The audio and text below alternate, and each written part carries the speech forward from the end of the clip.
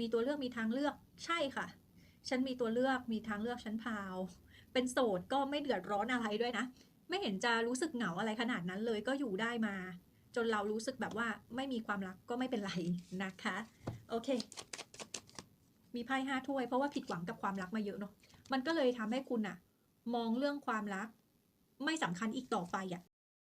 เหมือนประมาณเราเรียนรู้ที่จะรักตัวเองแล้วคุณรู้สึกเห็นคุณค่าในตัวเองมากกว่าที่จะไปคาดหวังให้ใครมาเห็นคุณค่าในตัวเราแล้วเราก็ไม่ได้คาดหวังให้ใครมารักเราด้วยนะเรารู้สึกว่าการที่เรารักตัวเองหรืออยู่กับตัวเองอะมันก็ไม่ได้แย่นะคะเผลอๆชีวิตคุณดีกว่าตอนที่คุณมีแฟนอีกหลังจากนั้นเราก็กลายเป็นคนที่ไม่รักใครอีกเลย